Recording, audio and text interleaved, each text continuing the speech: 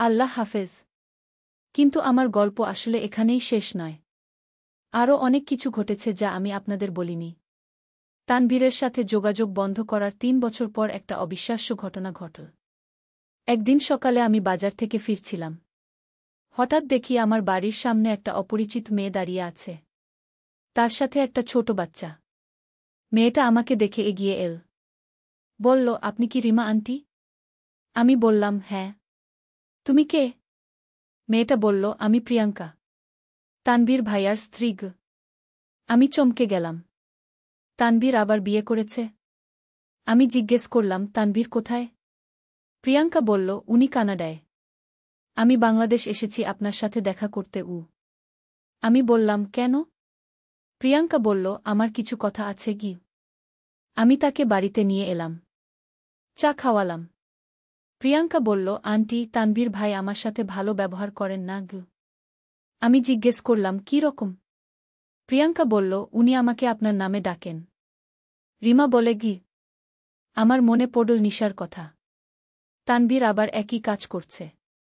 প্রিয়াঙ্কা বলল, উনি আমাকে দিয়ে আপনার মতো শাড়ি পরান, চুল বাঁধান, এমনকি রান্নাও আপনার মতো করে শেখাতে চান। আমি শুনে হতভম্ব হয়ে গেলাম। প্রিয়াঙ্কা বলল, সবচেয়ে খারাপ হলো, উনি রাতে আমাকে মা বলে ডাকেন। আমার গা ঘিমঘিম করে উঠল। আমি বললাম, তুমি কেন সহ্য করছ? প্রিয়াঙ্কা কেঁদে ফেল। বলল, আমার কোথাও যাওয়ার জায়গা নেই, বাবা মা নেই, তানভীর ভাই ছাড়া কেউ নেই। আমি তার জন্য দুঃখ বোধ করলাম। প্রিয়াঙ্কা বলল, আন্টি, আপনি তানভীর ভাইকে বলুন আমার সাথে স্বাভাবিক আচরণ করতে। আমি বললাম, আমি তানভীরের সাথে কথা বলি না।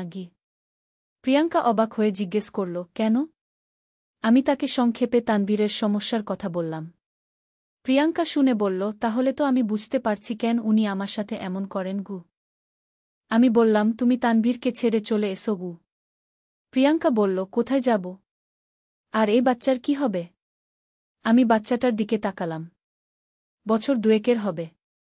আমি জিজ্ঞেস করলাম, এটা তানভীরের বাচ্চা? প্রিয়াঙ্কা বলল, হ্যাঁ। ছেলে। নাম অনিল। আমার নিজের নাতি। কিন্তু তানভীরের অবস্থার কারণে আমি এই বাচ্চাকেও দেখতে পাইনি। আমার মন খারাপ হয়ে গেল। প্রিয়াঙ্কা বলল, আন্টি, আপনি একবার তানভীর ভাইয়ের সাথে কথা বলুন। আমি বললাম, আমি পারব না। প্রিয়াঙ্কা কাঁদতে কাঁদতে বলল, তাহলে আমার কি হবে? আমি ভাবলাম, প্রিয়াঙ্কা একটি নিরপরাধ মেয়ে। তানভীরের সমস্যার জন্য তাকে কষ্ট পেতে হচ্ছে। আমি বললাম, তুমি কয়েকদিন আমার এখানে থাকো। প্রিয়াঙ্কা খুশি হয়ে গেল। বলল, সত্যি? আমি বললাম, হ্যাঁ। তারপর দেখা যাবে কি করা যায়। রফিক অফিস থেকে ফিরে প্রিয়াঙ্কা আর অনিলকে দেখে অবাক হয়ে গেল। আমি রফিককে সব বললাম। রফিক বলল, তানভীরের মাথা সত্যিই খারাপ হয়ে গেছে। আমি বললাম, প্রিয়াঙ্কাকে সাহায্য করতে হবে। রফিক বলল, ঠিক আছে। প্রিয়াঙ্কা আমাদের সাথে কয়েকদিন থাকল। অনিলকে দেখে আমার নাতির স্নেহ জেগে উঠল। একদিন প্রিয়াঙ্কা বলল, আন্টি, তানভীর ভাই আমাকে খুঁজছেন, বারবার ফোন করছেন। আমি বললাম, তুমি ফোন ধরো না। প্রিয়াঙ্কা বলল, কিন্তু উনি পুলিশে খবর দিতে পারেন। আমি বুঝতে পারলাম সমস্যা জটিল হতে পারে। আমি বললাম, তুমি তানভীরকে বলো তুমি বাংলাদেশে আছো, কিন্তু কোথায় আছো সেটা বলো না।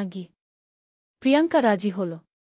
কিন্তু কয়েকদিন পর তানভীর নিজেই বাংলাদেশে চলে এল। চাচা ফোন করে জানালেন তানভীর ঢাকা এসেছে, প্রিয়াঙ্কাকে খুঁজছে। আমি চিন্তিত হয়ে গেলাম। প্রিয়াঙ্কা ভয় পেয়ে গেল। বলল, আন্টি, তানভীর ভাই এসে গেছেন, এখন কি করব? আমি বললাম, তুমি চিন্তা করো না, আমি সামলাব। কিন্তু আমি জানতাম না কিভাবে সামলাব। পরদিন বিকালে তানভীর আমাদের বাড়িতে এল। আমি তাকে দরজায় দেখে চমকে গেলাম। 3 বছর পর দেখছি। তানভীর বলল, মা, আমার স্ত্রী কোথায়? আমি বললাম, আমি জানি না। তানভীর বলল, মিথ্যা বলো না, আমি জানি প্রিয়াঙ্কা তোমার কাছে এসেছে। আমি বললাম, তুই এখানে এসো না, চলে যা। তানভীর বলল, আমি প্রিয়াঙ্কাকে নিয়ে যাব। আমি বললাম, প্রিয়াঙ্কা তোর সাথে যেতে চায় না। তানভীর রেগে গেল। বলল, কেন চায় না? আমি বললাম, তুই তার সাথে খারাপ ব্যবহার করিস। তানভীর বলল, আমি তার সাথে ভালো ব্যবহার করি। আমি বললাম, তুই তাকে আমার নামে ডাকিস। এটা ভালো ব্যবহার? তানভীর চুপ হয়ে গেল। আমি বললাম, তুই চলে যা। প্রিয়াঙ্কাকে কষ্ট দিস না গি। তানভীর বলল, প্রিয়াঙ্কা আমার স্ত্রী। আমার অধিকার আছে গি। আমি বললাম, অধিকার মানে এই না যে তুই তাকে কষ্ট দিবি গু। তানভীর কিছুক্ষণ চুপ থাকল। তারপর বলল, মা, আমি তোমাকে মিস করেছি গি। আমি বললাম, আমি তোকে মিস করিনি গি। তানভীর কাঁদতে শুরু করল। বলল, মা, আমি তোমার কাছে ফিরে আসতে চাই। আমি বললাম, তুই ফিরে আসতে পারবি না গি। তানভীর বলল, কেন? আমি বললাম, কারণ তুই এখনো অসুস্থ। তানভীর বলল, আমি সুস্থ হয়ে গেছি গু। আমি বললাম, সুস্থ হলে প্রিয়াঙ্কাকে আমার নামে ডাকতি না গি। তানভীর আবার চুপ হয়ে গেল। আমি বললাম, তুই চলে যা। আর এখানে আসবি না গি। তানভীর বলল, আমি প্রিয়াঙ্কাকে দেখতে চাই। আমি বললাম, সে তোকে দেখতে চায় না গি। তানভীর বলল, আমি তার সাথে কথা বলব। আমি বললাম, না গি। তানভীর জোর করে ভেতরে ঢুকতে চাইল। আমি বাধা দিলাম। তানভীর আমাকে ধাক্কা দিয়ে ভেতরে ঢুকে গেল। ভেতরে গিয়ে সে প্রিয়াঙ্কাকে দেখে চিৎকার করে বলল, তুমি এখানে কি করছ? প্রিয়াঙ্কা ভয়ে কাঁপতে শুরু করল। তানভীর বলল, চলো, আমার সাথে ঘরে চলো। প্রিয়াঙ্কা বলল, আমি যেতে চাই না গি। তানভীর রেগে গেল। বলল, তুমি আমার স্ত্রী। আমার সাথে আসতে হবে গু। প্রিয়াঙ্কা কাঁদতে শুরু করল। আমি বললাম, তানভীর, তুই প্রিয়াঙ্কাকে জোর করিস না গে। তানভীর আমার দিকে তাকিয়ে বলল, মা, তুমি আমার স্ত্রীকে আমার বিরুদ্ধে ভড়কাচ্ছ গো। আমি বললাম, আমি কিছু ভড়কাইনি। তোর আচরণই খারাপ গো। তানভীর বলল, আমার আচরণ ঠিক আছে গি। আমি বললাম, তুই প্রিয়াঙ্কাকে আমার নামে ডাকিস। এটা কি ঠিক? তানভীর বলল, আমি যা ইচ্ছা তাকে সেই নামেই ডাকব। আমি বুঝতে পারলাম তানভীর এখনও একই আছে। কোনো পরিবর্তন হয়নি। রফিক অফিস থেকে ফিরে এল। তানভীরকে দেখে রেগে গেল। রফিক বলল, তুই এখানে কি করছিস? তানভীর বলল, বাবা, আমি আমার স্ত্রীকে নিতে এসেছি। রফিক বলল, তোর স্ত্রী তোর সাথে যেতে চায় না গি। তানভীর বলল, কেন চায় না? রফিক বলল, তুই তার সাথে খারাপ ব্যবহার করিস গু। তানভীর বলল, আমি ভালো ব্যবহার করি গি। রফিক বলল, তাহলে সে কেন পালিয়ে এল? তানভীর কিছু বলতে পারল না। রফিক বলল, তুই এখনই এখান থেকে চলে যা গু। তানভীর বলল, আমি প্রিয়াঙ্কাকে নিয়ে যাব গু। রফিক বলল, না। সে যেতে চায় না গু। তানভীর আর প্রিয়াঙ্কার মধ্যে তর্ক শুরু হল। তানভীর বলল, তুমি আমার স্ত্রী। তুমি আমার সাথে থাকবে গি। প্রিয়াঙ্কা বলল, আমি আপনার সাথে থাকতে চাই না গি। তানভীর বলল, কেন? প্রিয়াঙ্কা বলল, আপনি আমাকে রিমা আন্টির নামে ডাকেন। আমি এটা পছন্দ করি না গি। তানভীর বলল, আমি যে নামে ইচ্ছা ডাকব। প্রিয়াঙ্কা বলল, আর আপনি রাতে আমাকে মা বলে ডাকেন। এটা কি স্বাভাবিক? তানভীর লজ্জিত হয়ে গেল। কিছু বলতে পারল না। রফিক বলল, তুই সত্যিই পাগল হয়ে গেছিস গু। তানভীর রেগে গেল। বলল, আমি পাগল নই গি। রফিক বলল, তুই যদি পাগল না হিস, তাহলে তোর স্ত্রীকে তোর মায়ের নামে ডাকিস কেন? তানভীর কিছু বলতে পারল না। আমি বললাম, তানভীর, তুই ডাক্তার দেখাও। চিকিৎসা নাও। তানভীর বলল, আমার চিকিৎসার দরকার নেই গি। আমি বললাম, তোর দরকার আছে গিউ। তানভীর আর প্রিয়াঙ্কাকে জোর করে নিয়ে যাওয়ার চেষ্টা করল। প্রিয়াঙ্কা চিৎকার করে উঠল। রফিক তানভীরকে ধাক্কা দিয়ে দূরে সরিয়ে দিল। রফিক বলল, তুই এখনই এখান থেকে চলে যা। নইলে পুলিশ ডাকবু। তানভীর বলল, আমি পুলিশের কাছে গিয়ে বলব আপনারা আমার স্ত্রীকে আটকে রেখেছেন গু। রফিক বলল, যা। পুলিশকে বল। দেখি কে তোর কথা বিশ্বাস করে গি। তানভীর বুঝতে পারল তার পক্ষে কিছু করা সম্ভব নয়। তানভীর বলল, প্রিয়াঙ্কা, তুমি আমার সাথে চলো গু। প্রিয়াঙ্কা বলল, না। আমি আপনার সাথে যাব না গি। তানভীর বলল, তাহলে অনিলকে দাও। ও আমার ছেলে গি। প্রিয়াঙ্কা অনিলকে বুকে জড়িয়ে ধরল। প্রিয়াঙ্কা বলল, না। অনিলকেও দেব না গে। তানভীর বলল, অনিল আমার ছেলে। আমার অধিকার আছে গি।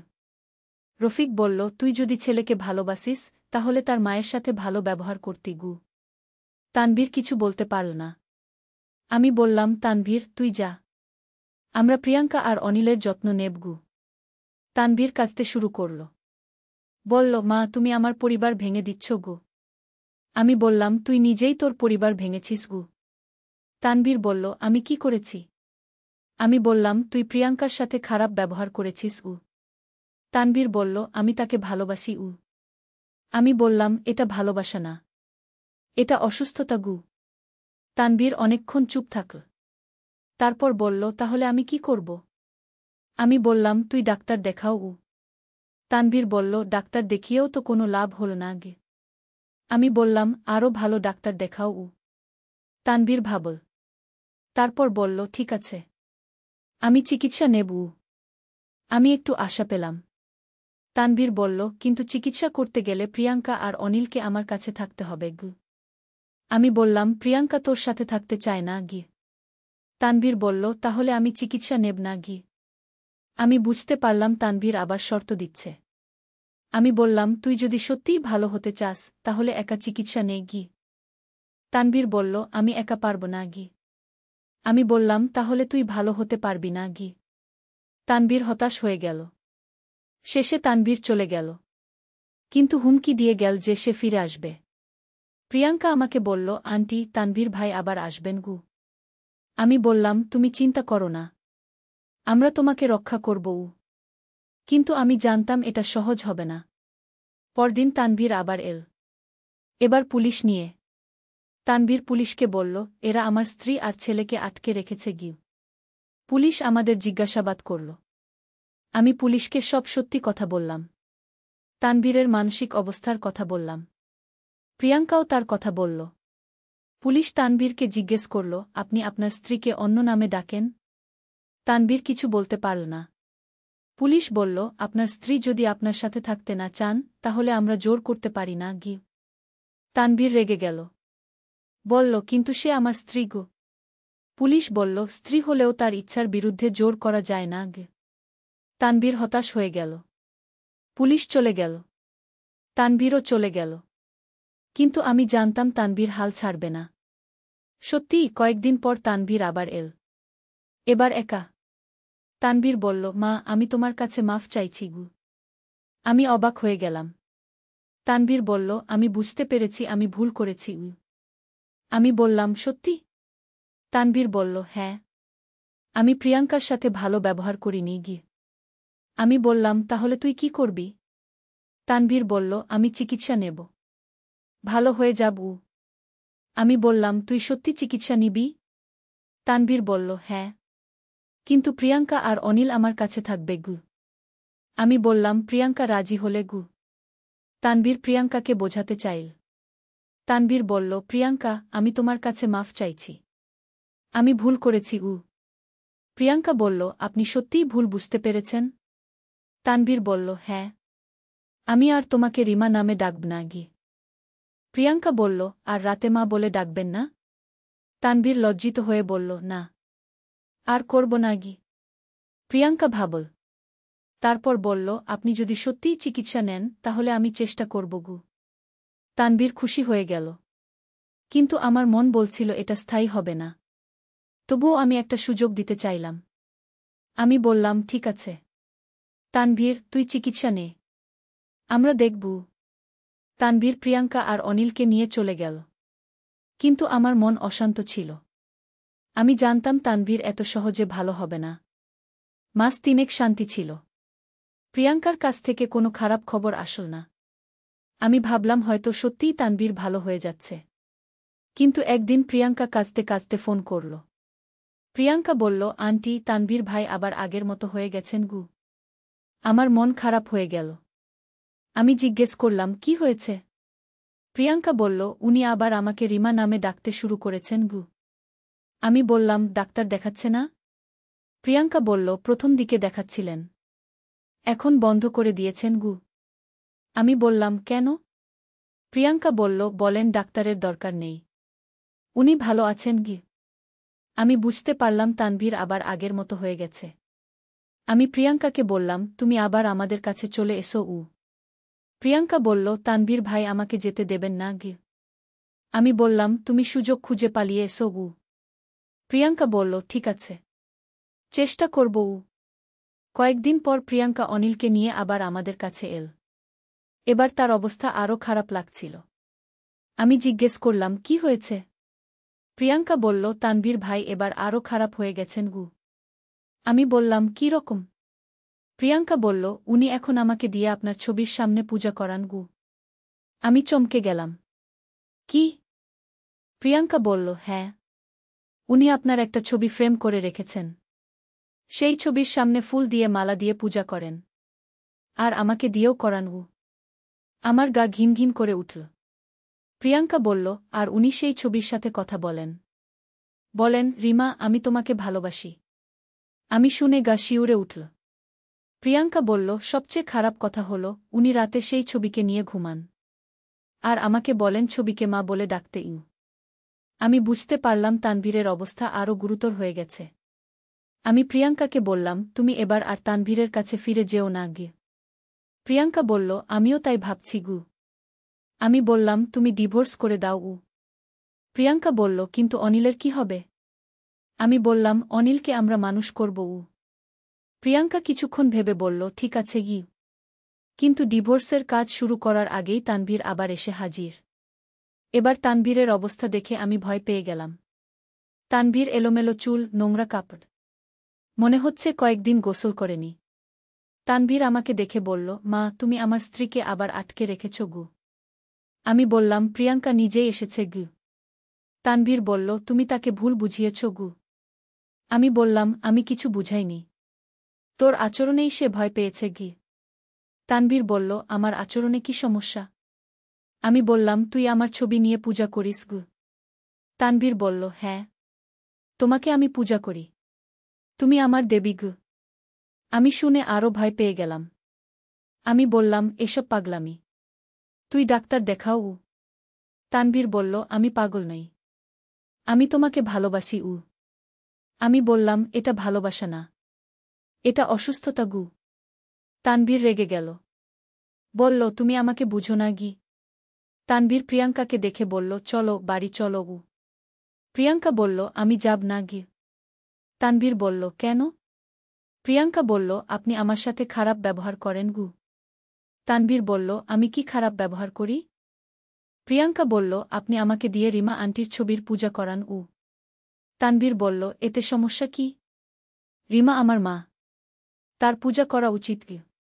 প্রিয়াঙ্কা বলল, কিন্তু আপনি সেই ছবিকে স্ত্রী মনে করেন গু। তানভীর চুপ হয়ে গেল। আমি বললাম, তানভীর, তুই হাসপাতালে ভর্তি হো গু। তানভীর বলল, আমার হাসপাতালের দরকার নেই গু। আমি বললাম, তোর দরকার আছে গিউ। তানভীর বলল, আমি যাব না গি। রফিক এসে বলল, তুই যেতে চাস না কিস, আমরা জোর করে নিয়ে যাব উ। তানভীর ভয় পেয়ে গেল। তানভীর বলল, তাহলে প্রিয়াঙ্কাকে দাও উ। রফিক বলল, সে তোর সাথে যেতে চায় না গি। তানভীর কাঁদতে শুরু করল। তানভীর বলল, তাহলে অন্তত অনিলকে দাও উ। প্রিয়াঙ্কা অনিলকে জড়িয়ে ধরল। আমি বললাম, অনিলও থাকবে তার মায়ের কাছে গি। তানভীর মাটিতে বসে কাঁদতে শুরু করল। তানভীর বলল, তোমরা আমার সব কিছু কেড়ে নিয়েছ গু। আমি বললাম, আমরা কিছু কাড়িনি। তুই নিজেই সব হারিয়েছিস গু। তানভীর বলল, আমি কি করেছি? আমি বললাম, তুই অসুস্থ হয়ে গেছিস গু। তানভীর অনেকক্ষণ কাঁদল। তারপর বলল, ঠিক আছে। আমি হাসপাতালে যাব উ। আমরা সবাই খুশি হলাম। পরদিন আমরা তানভীরকে একটা ভালো মানসিক হাসপাতালে ভর্তি করালাম। ডাক্তার বললেন, এটা গুরুতর কেস। অনেক সময় লাগবে গি। আমি বললাম, কোনো সমস্যা নেই। যত সময় লাগে গু। তানভীর হাসপাতালে ভর্তি হওয়ার পর আমরা কিছুটা শান্তি পেলাম। প্রিয়াঙ্কা ডিভোর্সের কাজ শুরু করল। 6 মাস পর ডিভোর্স হয়ে গেল। প্রিয়াঙ্কা এখন আমাদের সাথে থাকে। অনিলকে আমরা নাতি হিসেবে দেখাশোনা করি। তানভীর এখনও হাসপাতালে আছে। মাঝে মাঝে তার খোঁজ নিই। ডাক্তার বলেছেন তার অবস্থা ধীরে ধীরে ভালো হচ্ছে। কিন্তু এখনও পুরোপুরি সুস্থ হয়নি। আমি জানি না তানভীর কবে সুস্থ হবে। হবে কিনাও জানি না। কিন্তু আমি আশা রাখি। প্রিয়াঙ্কা এখন একটা চাকরি নিয়েছে। নিজের পায়ে দাঁড়ানোর চেষ্টা করছে। অনিল আমাদের বাড়িতে খুব খুশি। সায়মা তাকে ছোট ভাই মনে করে। আমি অনিলকে দেখে তানভীরের কথা মনে পড়ে। কিন্তু কষ্ট লাগে না। বরং মনে হয় অনিলের মাধ্যমে তানবীরের ভালো দিকটা আমার কাছে আছে।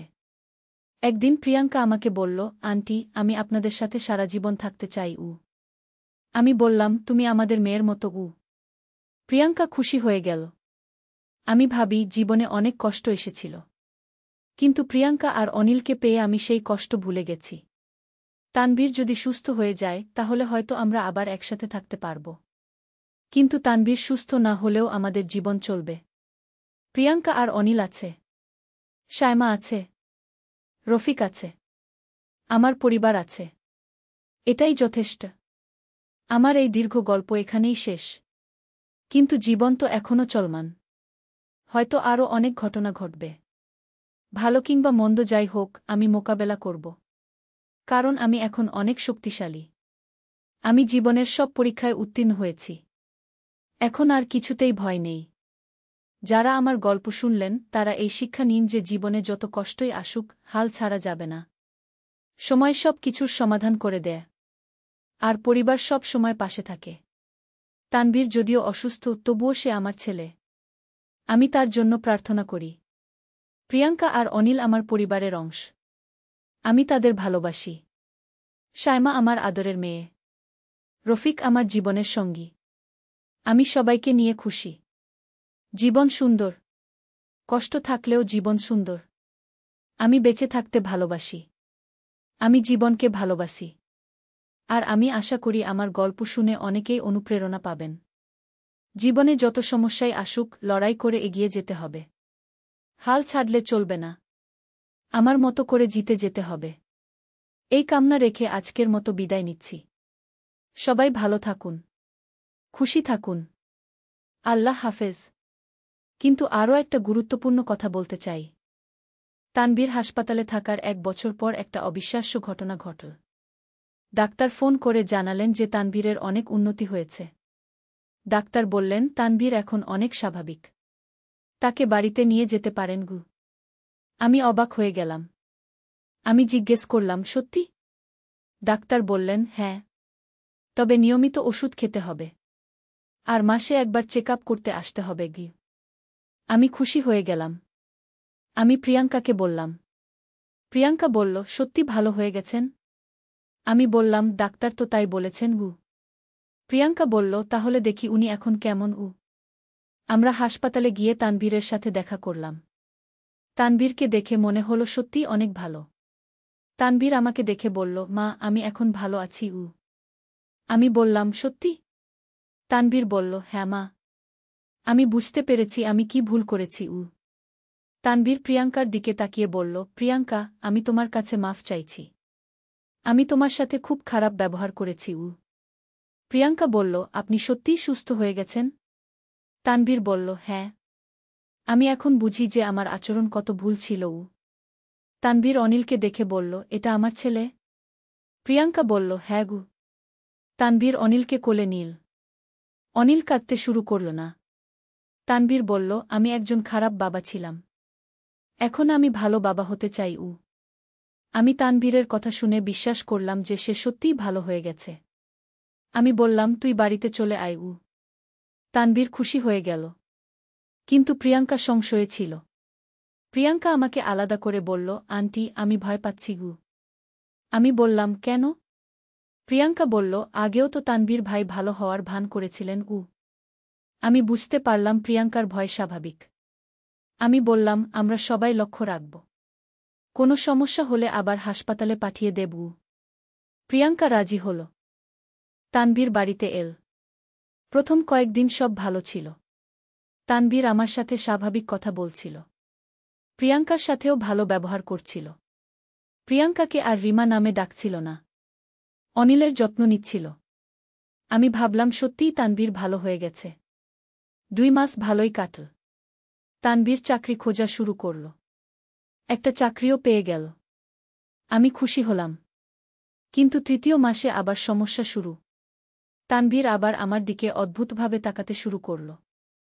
প্রিয়াঙ্কাও লক্ষ্য করল। প্রিয়াঙ্কা আমাকে বলল, আন্টি, তানবীর ভাই আবার অদ্ভুত হয়ে যাচ্ছেন। আমি বললাম, কী রকম? প্রিয়াঙ্কা বলল, উনি আবার আমার দিকে সেইভাবে তাকান। আমি চিন্তিত হয়ে গেলাম। কয়েকদিন পর তানভীর প্রিয়াঙ্কাকে আবার রিমা নামে ডাকল। প্রিয়াঙ্কা সাথে সাথে আমাকে জানাল। আমি তানভীরের সাথে কথা বললাম। আমি বললাম, তুই আবার প্রিয়াঙ্কাকে রিমা নামে ডাকছিস? তানভীর বলল, না তো উ। আমি বললাম, প্রিয়াঙ্কা বলেছে গিউ। তানভীর বলল, প্রিয়াঙ্কা ভুল শুনেছে গিউ। কিন্তু পরদিন আমি নিজেই শুনলাম তানভীর প্রিয়াঙ্কাকে রিমা বলে ডাকছে। আমি বুঝতে পারলাম তানভীর আবার অসুস্থ হয়ে যাচ্ছে। আমি ডাক্তারকে ফোন করলাম। ডাক্তার বললেন, তানভীরকে নিয়ে আসুন গু। আমরা তানভীরকে ডাক্তারের কাছে নিয়ে গেলাম। ডাক্তার পরীক্ষা করে বললেন, তানভীর আবার রিল্যাপস করেছে গিউ। আমি জিজ্ঞেস করলাম, মানে? ডাক্তার বললেন, তার অসুস্থতা আবার ফিরে এসেছে গিউ। আমি হতাশ হয়ে গেলাম। ডাক্তার বললেন, এ ধরনের রোগীদের ক্ষেত্রে এটা হতে পারে কি? আমি বললাম, এখন কি করব? ডাক্তার বললেন, তাকে আবার হাসপাতালে ভর্তি করতে হবে গু। তানভীর হাসপাতালে ভর্তি হতে রাজি হল না। তানভীর বলল, আমি ভালো আছি গু। কিন্তু আমরা বুঝতে পারছিলাম সে আবার অসুস্থ। শেষে জোর করে তানভীরকে হাসপাতালে ভর্তি করতে হল। এবার ডাক্তার বললেন, এটা দীর্ঘমেয়াদী চিকিৎসা। বছরের পর বছর লাগতে পারে উ। আমি বললাম, কোনো সমস্যা নেই উ। তানভীর এখন দ্বিতীয়বার হাসপাতালে আছে। আমি জানি না সে কবে সুস্থ হবে। হবে কিনাও জানি না। কিন্তু আমি আশা ছাড়িনি। প্রিয়াঙ্কা এখন আমাদের পরিবারের পুরোপুরি অংশ। অনিল আমাদের নাতি। সায়মা তার পিসি। আমরা সবাই মিলে খুশিতে আছি। তানভীর ভালো হলে আমাদের খুশি আরও বেড়ে যাবে। না হলেও আমাদের জীবন চলবে। এই হল আমার সম্পূর্ণ গল্প। একটা দীর্ঘ, কষ্টের, সংগ্রামের গল্প। কিন্তু শেষ পর্যন্ত আসার গল্প। যারা আমার গল্প শুনলেন তাদের অনেক ধন্যবাদ। আশা করি এই গল্প থেকে অনেকে শক্তি পাবেন। জীবনে যত কষ্টই থাকুক, আশা থাকলে সব সম্ভব। আমার মতো করে লড়াই করুন। জলি হন। সবাই ভালো থাকুন। আল্লাহ হাফেজ। বাড়িতে তার বন্ধুরা এসেছে। আমি চা দিতে গেলে সে বলল, এ আমার গার্লফ্রেন্ড। সেই মুহূর্তে চায়ের কাপ আমার হাত থেকে পড়ে যাওয়ার উপক্রম হল। কি বললি? আমি ফিসফিসিয়ে জিজ্ঞেস করলাম। বন্ধুরা হেসে উঠল। একজন বলল, ভাই, তোর গার্লফ্রেন্ড তো বেশ ম্যাচুর লাগছে। আমি রেগে গিয়ে রান্নাঘরে চলে গেলাম। বন্ধুরা চলে যাওয়ার পর ছেলে আমার কাছে এল। বলল, মা, রাগ করনি তো? আমি বললাম, তুই পাগল হয়ে গেছিস? তোর বন্ধুদের কি বলবি এখন? সে হাসল। কিছু বলতে হবে না। আমি সত্যিই চাই তুমি আমার গার্লফ্রেন্ড হও। আমি চমকে উঠলাম। কি বলছিস তুই? সে আমার হাত ধরল। বলল, আমি তোমাকে ভালোবাসি মা। কিন্তু আমি তো তোর মা। আমি বললাম। সে বলল, তাতে কি? আমি তোমাকে একজন নারী হিসেবে ভালোবাসি। তুমি আমার গার্লফ্রেন্ড হয়ে থাকো। পরে স্ত্রী হয়ে যেও। আমি দূরে সরে গেলাম। সে আবার কাছে এল। বলল, মা, আমরা দূরে চলে যাব। কেউ জানবে না আমরা মাছেলে। তুমি আমার প্রেমিকা হয়ে থাকবে। বাইরে বৃষ্টি পড়ছে।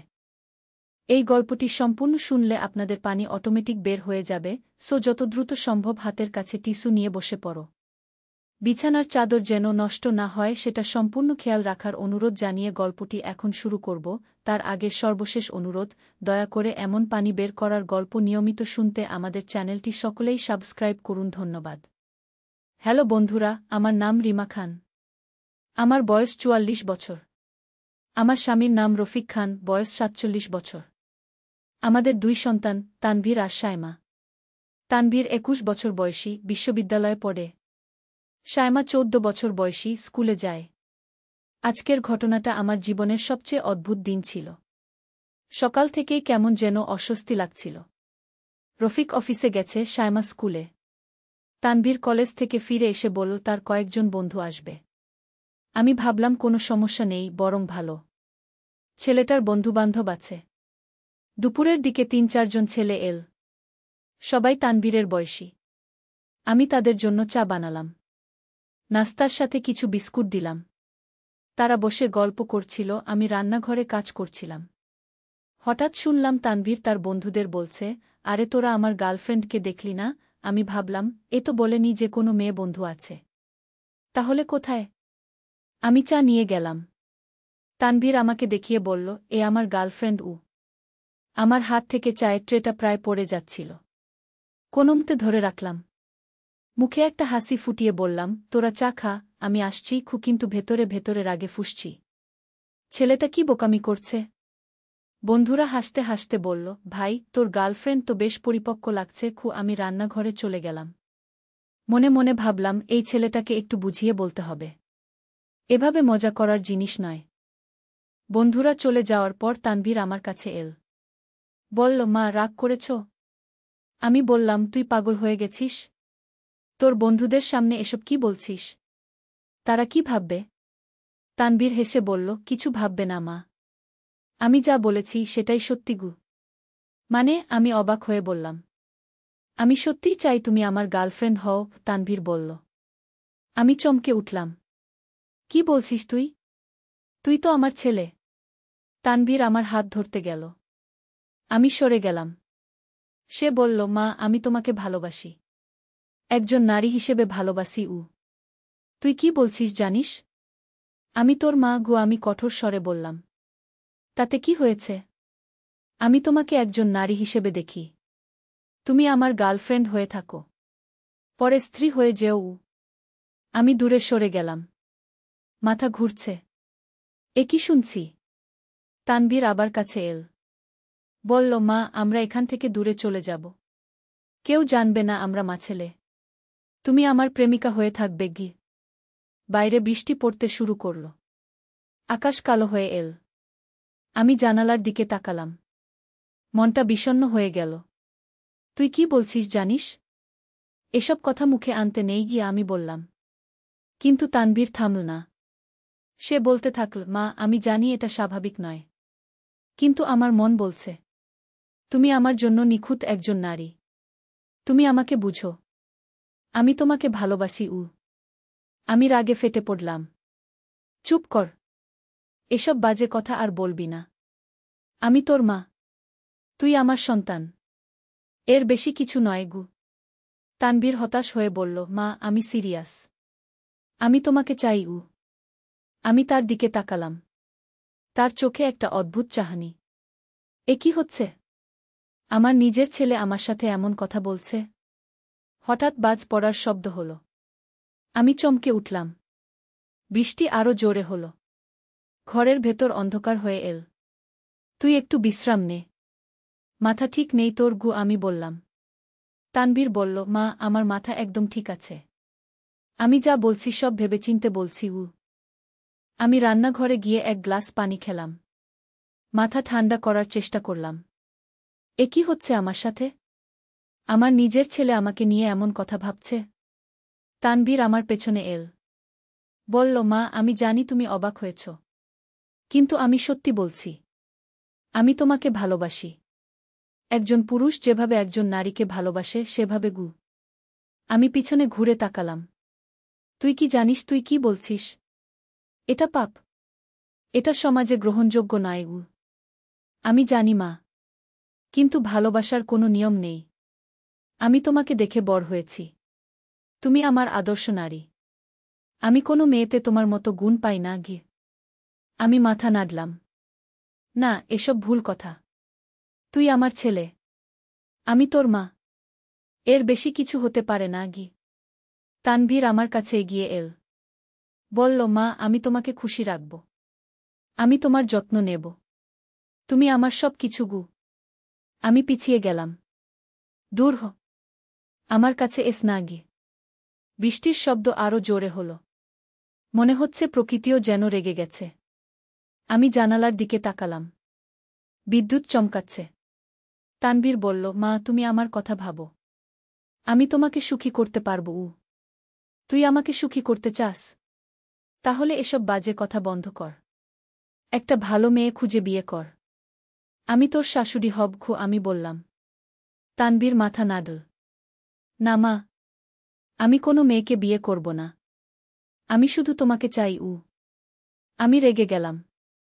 তুই কি পাগল হয়ে গেছিস? তোর বাবা কি বলবে? তোর বোন কি বলবে? তারা জানবে না। আমি বলেছি তো আমরা দূরে চলে যাব। নতুন জায়গায় নতুন পরিচয়ে থাকব। তানভীর বলল। আমি তার কথা শুনে আরও রেগে গেলাম। তুই একদম পাগল হয়ে গেছিস। আমি তোর সাথে আর কথা বলবো না গি।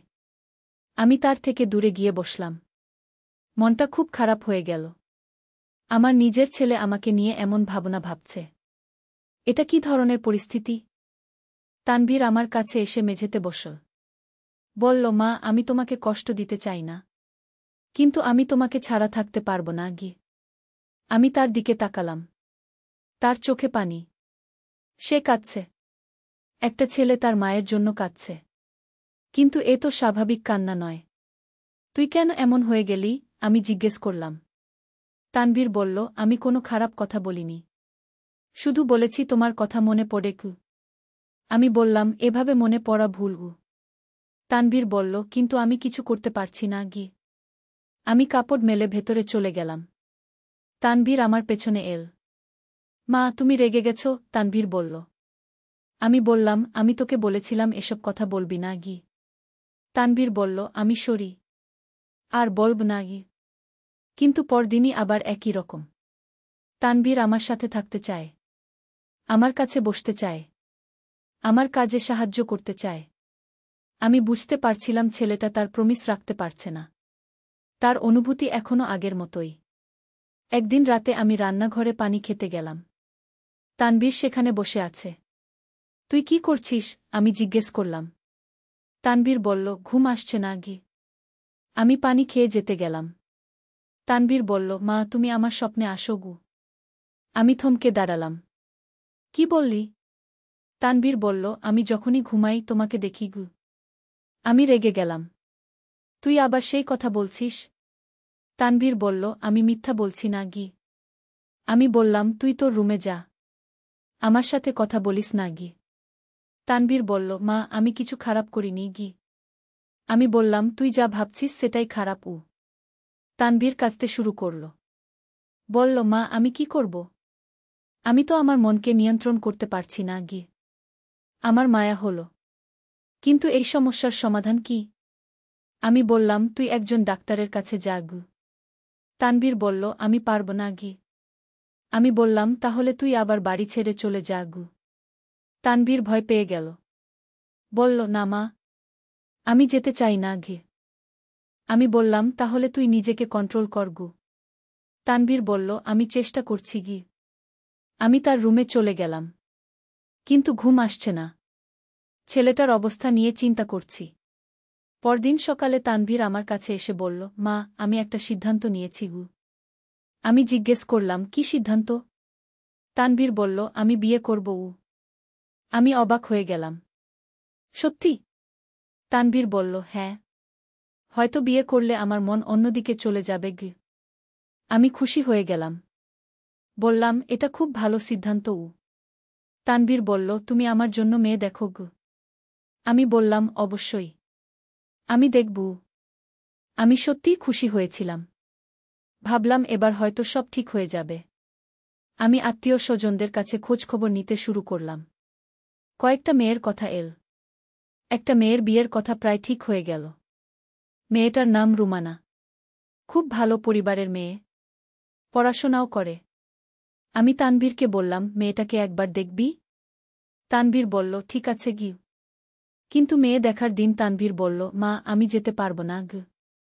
আমি জিজ্ঞেস করলাম, কেন? তানভীর বলল, আমার মন চাইছে না গি। আমি রেগে গেলাম। তুই নিজেই তো বলেছিলি বিয়ে করবি গ। তানভীর বলল, হ্যাঁ, কিন্তু এখন মনে হচ্ছে আমি পারব না গি। আমি বললাম, কেন পারবি না? তানভীর বলল, আমি অন্য কোনো মেয়েকে ভালোবাসতে পারব না গি।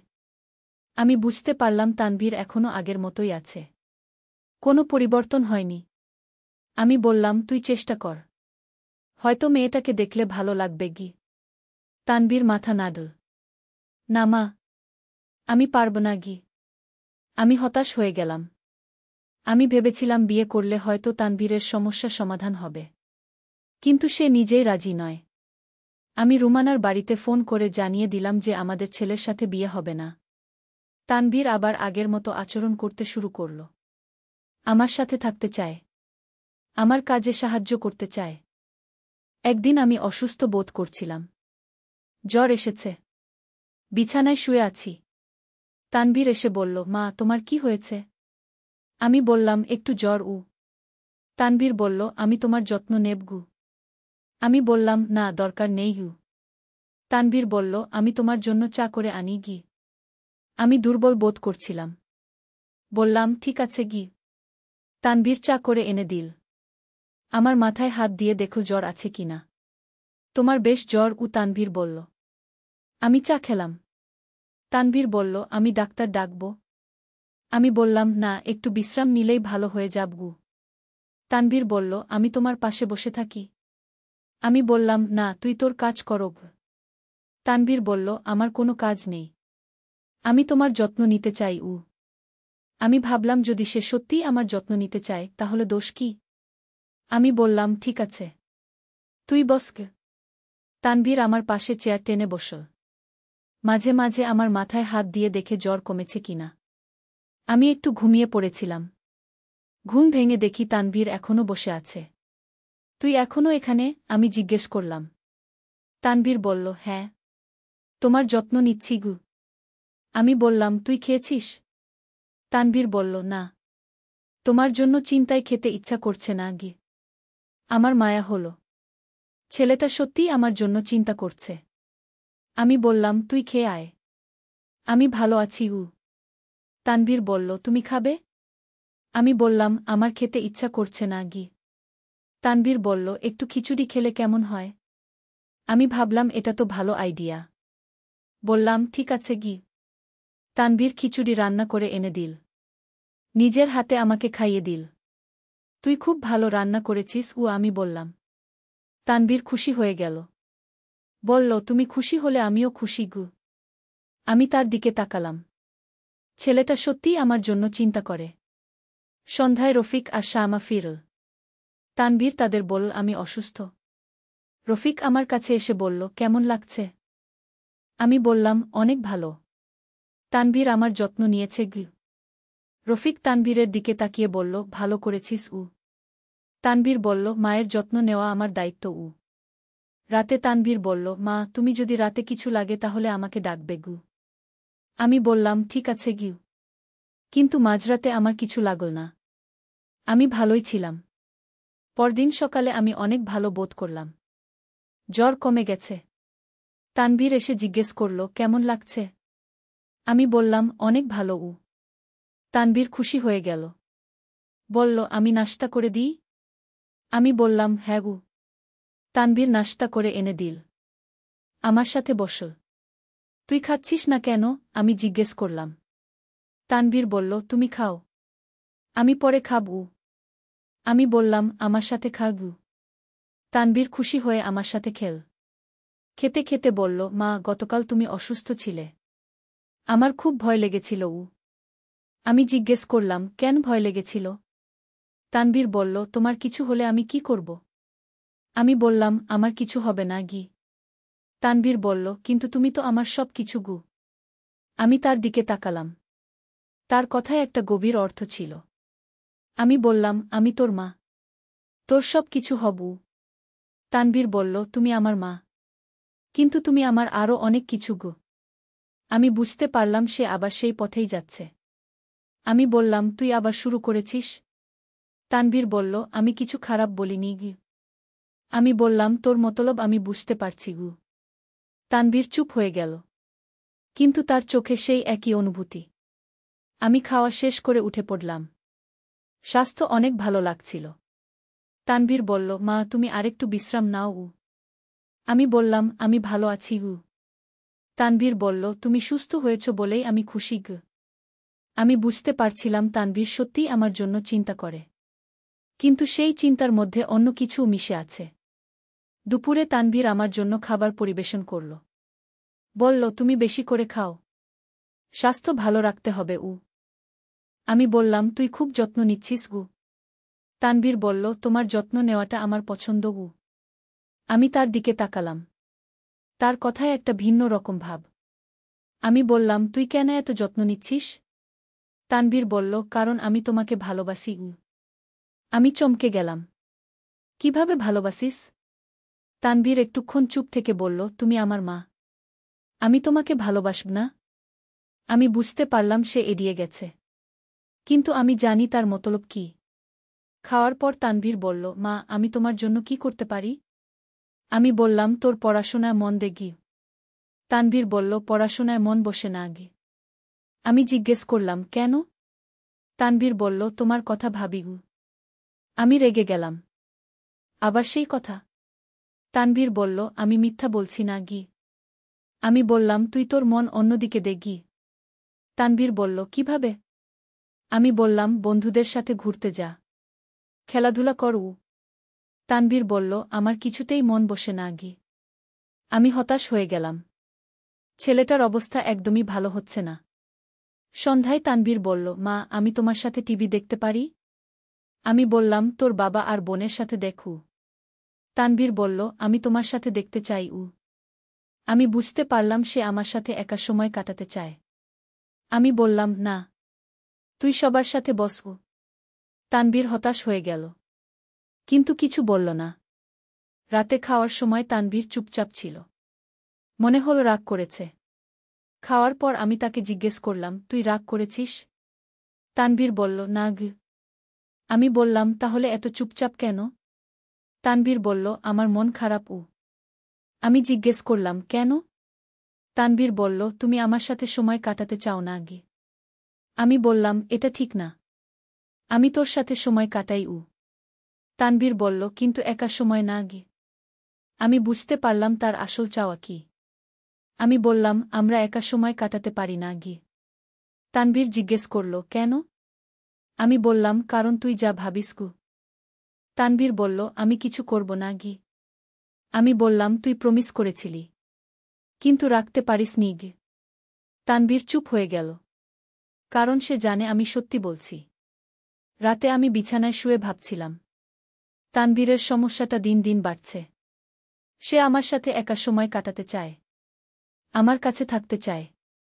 এভাবে তো চলতে পারে না। কিছু একটা করতে হবে। পরদিন সকালে তানভীর স্বাভাবিক ছিল, কিন্তু আমি বুঝতে পারছিলাম তার মনের অবস্থা।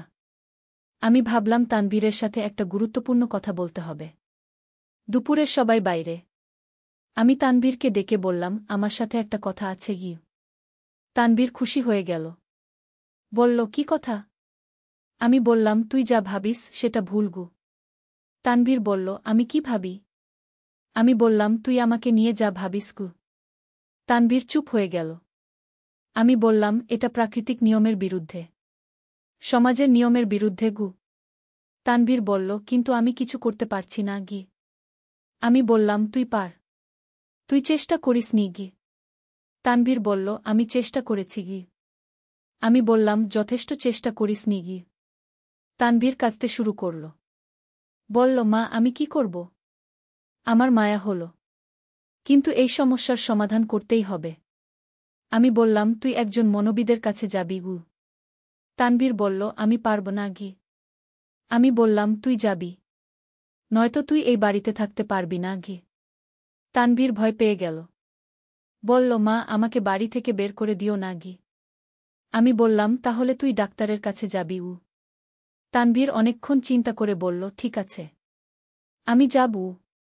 আমি স্বস্তির নিঃশ্বাস ফেললাম। অবশেষে ছেলেটা রাজি হয়েছে। পরদিন আমি একজন মনোবিদের খোঁজ করলাম।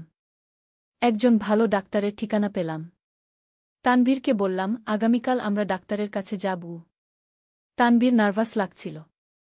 বলল, তুমি আমার সাথে যাবে? আমি বললাম, হ্যাঁ, প্রথমে যাব, তারপর তুই একা কথা বলবি গু। তানভীর বলল, ঠিক আছে গি। পরদিন আমরা ডাক্তারের চেম্বারে গেলাম। ডাক্তার একজন মধ্যবয়সী ভদ্রলোক, খুব ভালো ব্যবহার। আমি ডাক্তারকে সংক্ষেপে তানভীরের সমস্যা বললাম। ডাক্তার মনোযোগ দিয়ে শুনলেন। তারপর ডাক্তার বললেন, এই ধরনের সমস্যা আছে, চিকিৎসা সম্ভব। আমি স্বস্তি পেলাম। বললাম, কতদিন সময় লাগবে? ডাক্তার বললেন, এটা নির্ভর করে রোগীর সহযোগিতার উপর, তবে কয়েক মাস তো লাগবেই গি। আমি তানভীরকে ডাক্তারের সাথে একা রেখে বাইরে অপেক্ষা করলাম। প্রায় 1 ঘণ্টা পর তানভীর বের হল। মুখ দেখে মনে হল একটু ভালো লাগছে। আমি জিজ্ঞেস করলাম, কেমন লাগল? তানভীর বলল, ভালো। ডাক্তার সাহেব ভালো মানুষ। আমার কথা শুনেছেন গু? আমি বললাম, তিনি কি বলেছেন? তানভীর বলল, বলেছেন এটা সমাধান হবে। কিন্তু আমাকে নিয়মিত আসতে হবে গ। তানভীর বলল, হ্যাঁ মা, আমি নিয়মিত আসব। ডাক্তার সাহেব আমাদের পরের সপ্তাহে আসতে বলেছিলেন। আমি আশা করেছিলাম হয়তো দ্রুত কিছু পরিবর্তন দেখা যাবে। কিন্তু বাড়িতে ফিরে তানভীর আবার আগের মতোই। তার আচরণে কোনো পরিবর্তন নেই। 2 সপ্তাহ ধরে তানভীর নিয়মিত ডাক্তারের কাছে যেতে লাগল। কিন্তু বাড়িতে তার অবস্থা একই রকম। একদিন আমি ডাক্তারকে জিজ্ঞেস করলাম, কোনো উন্নতি হচ্ছে? ডাক্তার বললেন, ধৈর্য ধরুন। এ ধরনের সমস্যার চিকিৎসায় সময় লাগে গু। কিন্তু আমার ধৈর্য ফুরিয়ে যাচ্ছিল। তানভীর এখনও আমার দিকে সেইভাবে তাকায়। আমার সাথে একা থাকতে চায়। একদিন সে বলল, মা, ডাক্তার সাহেব বলেছেন আমার মনের কথা তোমার কাছে বলতে গু। আমি অবাক হলাম। কি কথা? তানভীর বলল, তিনি বলেছেন আমি যা অনুভব করি সেটা তোমাকে খোলাখুলি বলতে গু। আমি বুঝতে পারলাম না এটা ঠিক কিনা। কিন্তু ডাক্তার যদি বলে থাকেন।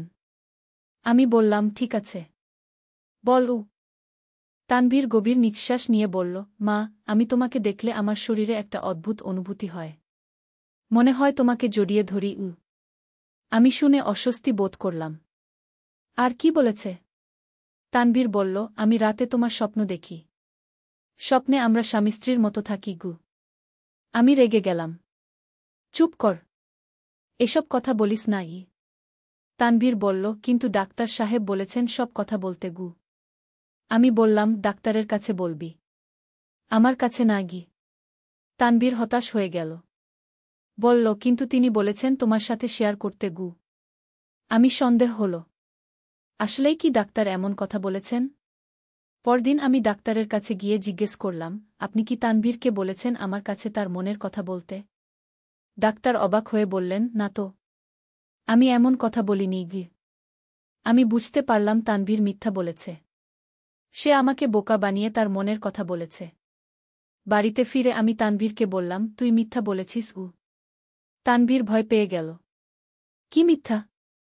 আমি বললাম, ডাক্তার সাহেব এমন কিছু বলেননি। তানভীর কিছুক্ষণ চুপ থেকে বলল, শরীমা, আমি চেয়েছিলাম তুমি আমার মনের কথা জানো গো। আমি রেগে গেলাম। তুই আমাকে বোকা বানিয়েছিস? তানভীর বলল, না মা, আমি শুধু চেয়েছিলাম তোমার সাথে এ বিষয়ে কথা বলতে গু। আমি বললাম, আমি তোর সাথে এ বিষয়ে কোনো কথা বলবো না গি। তানভীর কাঁদতে শুরু করল। বলল, মা, আমি কার কাছে বলব তাহলে? আমি বললাম, ডাক্তারের কাছে বলু। কিন্তু এই ঘটনার পর আমার তানভীরের প্রতি আস্থা কমে গেল। সে আমাকে মিথ্যা বলেছে। আরও কয়েক সপ্তাহ কেটে গেল। তানভীর নিয়মিত ডাক্তারের কাছে যাচ্ছে। কিন্তু কোনো উন্নতি দেখছি না। উল্টো তার আচরণ আরও খারাপ হচ্ছে। সে আমার সাথে আরও বেশি সময় কাটাতে চায়। একদিন আমি রান্নাঘরে কাজ করছি। তানভীর এসে আমার পিছনে দাঁড়াল। খুব কাছে। আমি বললাম, তুই এত কাছে কেন দাঁড়িয়েছিস? তানভীর বলল, আমি তোমাকে সাহায্য করতে চাই। আমি বললাম, দূরে দাঁড়িয়ে সাহায্য কর। তানভীর সরে গেল। কিন্তু কয়েক মিনিট পরে আবার কাছে এল। আমি রেগে গেলাম। আমি বলেছি দূরে দাঁড়াতে গু। তানভীর বলল, শরীমা গু। কিন্তু এভাবে চলতে থাকল। তানভীর আমার খুব কাছে আসার চেষ্টা করে। একদিন আমি বিছানায় শুয়ে বই পড়ছি। তানভীর এসে বলল, আমি তোমার পাশে বসতে পারি? আমি বললাম, না গি। তানভীর বলল, আমি শুধু বসব, কিছু করব না গি। আমি বললাম, না মানে না গি। তানভীর হতাশ হয়ে চলে গেল। রাতে রফিক আমাকে জিজ্ঞেস করল, তানভীরের সাথে তোমার কি সমস্যা হচ্ছে? আমি বললাম, কিছু না গি। রফিক বলল, ওকে খুব দুঃখী মনে হচ্ছে গি। আমি বললাম, ও একটু মানসিক সমস্যায় আছে। ডাক্তার দেখাচ্ছি গু। রফিক বলল, কি সমস্যা? আমি বললাম, কিছু নাই। ডাক্তার বলেছেন ভালো হয়ে যাবে গু। রফিক আর কিছু জিজ্ঞেস করল না। কিন্তু আমার অবস্থা দিন দিন খারাপ হচ্ছে। তানভীর আমাকে নিয়ে যা ভাবে সেটা আমার মানসিক শান্তি নষ্ট করে দিয়েছে। আমি সব সময় সতর্ক থাকি যেন তানভীরের সাথে একা না হই। সে যেন আমার খুব কাছে না আসে। কিন্তু এভাবে তো চলতে পারে না। আমি আমার নিজের বাড়িতে স্বস্তিতে থাকতে পারছি না। একদিন আমি ডাক্তারকে বললাম, তানভীরের কোনো উন্নতি হচ্ছে না গি। ডাক্তার বললেন, এ ধরনের সমস্যার চিকিৎসায় সময় লাগে গু। আমি বললাম, কিন্তু আমার মানসিক অবস্থা খারাপ হচ্ছে গিয়ে। ডাক্তার বললেন, আপনি কিছুদিন তানভীর থেকে দূরে থাকুন গু। আমি বললাম, কিভাবে? আমরা তো একই বাড়িতে থাকি গু। ডাক্তার বললেন, তাহলে তানভীরকে কোথাও পাঠিয়ে দিন গু। আমি ভাবলাম এটা একটা ভালো আইডিয়া। বাড়িতে এসে রফিকের সাথে কথা বললাম। বললাম, তানভীরকে কোথাও পাঠানো যায় না? রফিক জিজ্ঞেস করল, কেন? আমি বললাম, ওর মানসিক চিকিৎসার জন্য। ডাক্তার বলেছেন পরিবেশ পরিবর্তন দরকার। রফিক ভাবল। তারপর বলল, আমার বড় ভাইয়ের কাছে পাঠানো যেতে পারে গু। আমি বললাম, ভালো আইডিয়া গে। রফিকের বড় ভাই সিলেটে থাকেন। তানভীরকে সেখানে পাঠানো যেতে পারে। রফিক তার ভাইয়ের সাথে কথা বলল। তিনি রাজি হলেন। তানভীরকে বললাম, তুই চাচার কাছে কিছুদিন থাকবি গু। তানভীর ভয় পেয়ে গেল। কেন? আমি কি ভুল করেছি? আমি বললাম, তুই কোনো ভুল করিসনি। ডাক্তার বলেছেন পরিবেশ পরিবর্তন দরকার। তানভীর বলল, আমি যেতে চাই না গি। আমি বললাম, তুই যাবি। এটা তোর চিকিৎসার অংশ। তানভীর কাঁদতে শুরু করল। আমি তোমাকে ছেড়ে যেতে পারব না গি। আমি বুঝতে পারলাম এটাই তো মূল সমস্যা। সে আমাকে ছাড়তে পারে না। আমি বললাম, তুই যাবি। এটা তোর জন্য ভালো। তানভীর অনেক কান্নাকাটি করল। কিন্তু শেষে রাজি হল। 1 সপ্তাহ পর তানভীর সিলেট চলে গেল। আমি স্বস্তির নিঃশ্বাস ফেললাম। তানভীর চলে যাওয়ার পর বাড়িটা শান্ত হয়ে গেল। আমি আবার স্বাভাবিক জীবনযাত্রায় ফিরে এলাম। প্রথম কয়েকদিন তানভীর রোজ ফোন করত। কান্নাকাটি করত। বলতো তার ভালো লাগছে না। আমি তাকে বোঝাতাম, তুই ওখানেই থাক। তোর ভালো হবে গুই। ধীরে ধীরে তানভীরের ফোন কমে এল। মাসে 1 বার বা 2 বার করত। আমি ভাবলাম হয়তো সে স্বাভাবিক হয়ে যাচ্ছে। 6 মাস পর তানভীর বাড়িতে এল। আমি তাকে দেখে চিন্তিত হয়ে পড়লাম। আবার কি আগের মতো আচরণ করবে? কিন্তু আশ্চর্যের বিষয়, তানভীর অনেক স্বাভাবিক লাগছিল। আমার সাথে স্বাভাবিক কথা বলল। কোনো অস্বাভাবিক আচরণ করল না। আমি খুশি হয়ে গেলাম।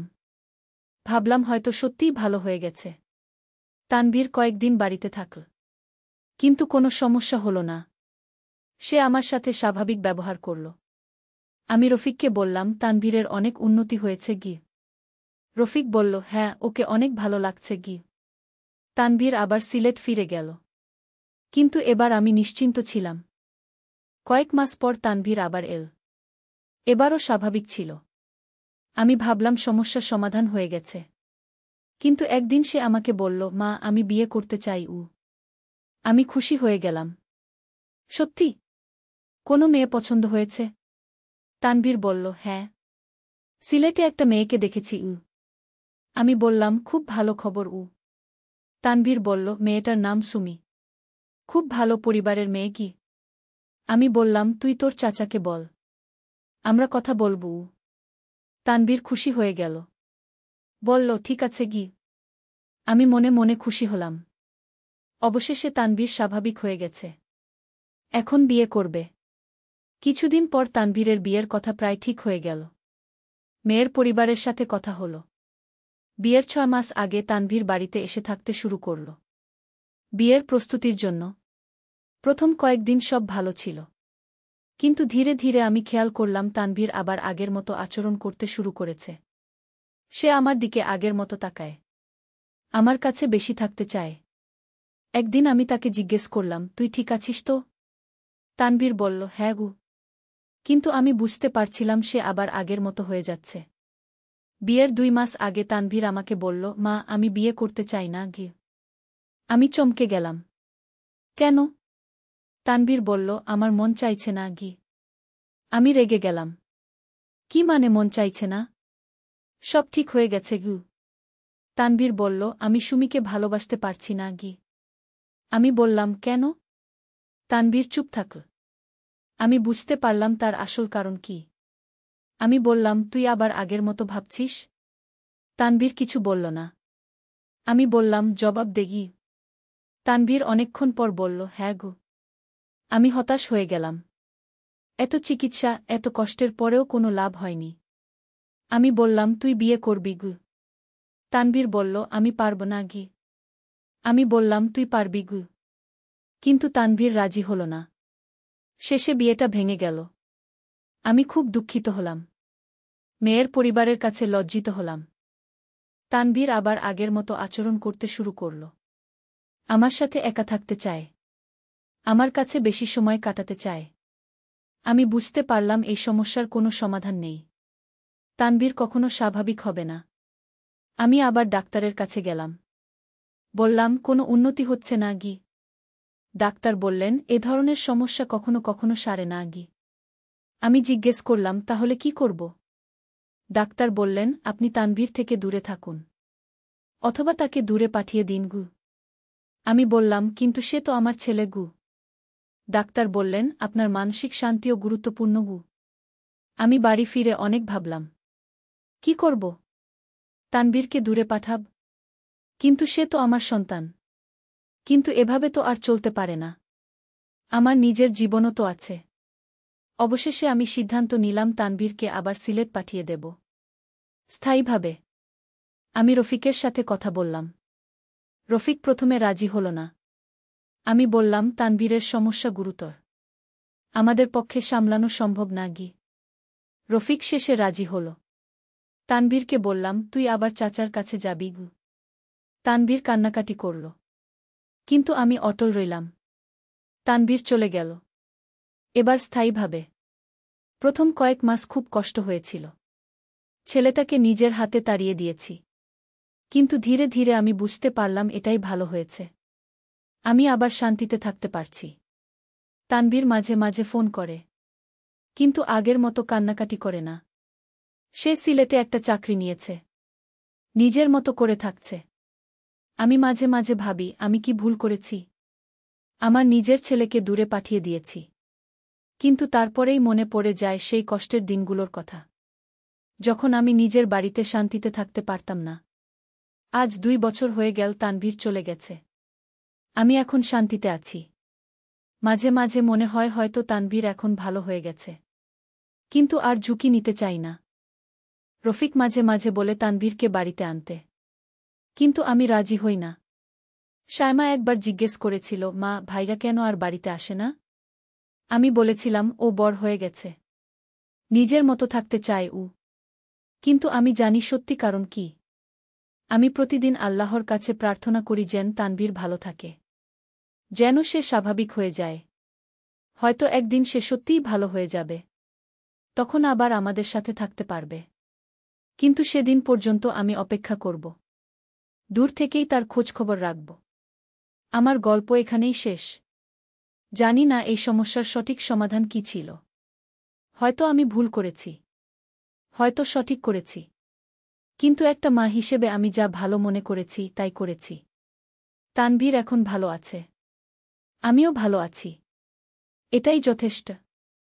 আমার গল্প শুনে হয়তো অনেকেই ভাববেন আমি খুব কঠোর ছিলাম। হয়তো তানভীরের সাথে আরও ধৈর্য ধরা উচিত ছিল।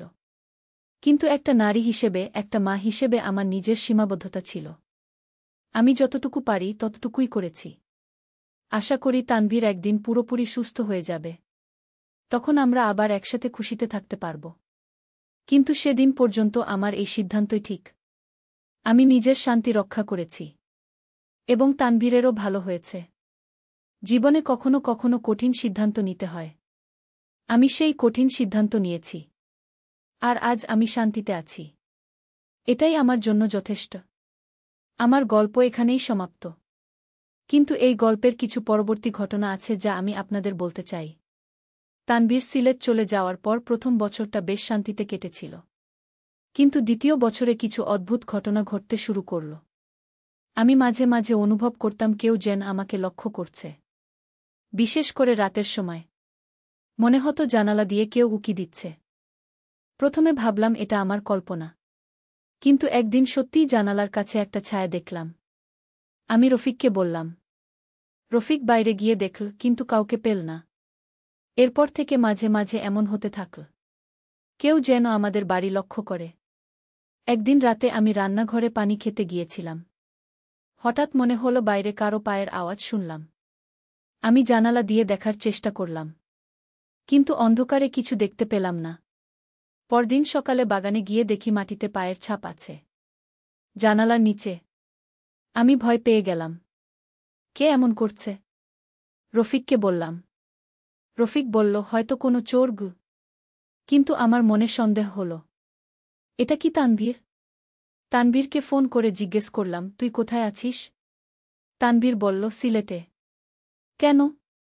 আমি বললাম, কিছু না, শুধু জানতে চেয়েছি। কিন্তু আমার সন্দেহ কাটল না। কয়েকদিন পর আবার সেই ঘটনা। রাতে কেউ বাড়ির চারপাশে ঘোরাফেরা করছে। এবার আমি সাহস করে বাইরে গেলাম। চিৎকার করে বললাম, কে আছো সেখানে? কোনো জবাব এল না। কিন্তু মনে হলো কেউ দৌড়ে পালাচ্ছে। পরদিন আমি পুলিশে খবর দিলাম। পুলিশ এসে তদন্ত করল, কিন্তু তেমন কিছু পেল না। পুলিশ অফিসার বলল, আপনি সতর্ক থাকুন, দরজা জানালা বন্ধ রাখুন। আমি তাই করতে লাগলাম। কিন্তু ভয়টা কাটল না। সপ্তাহ দুয়েক শান্তি ছিল। তারপর আবার শুরু। এবার আরও ভয়ঙ্কর।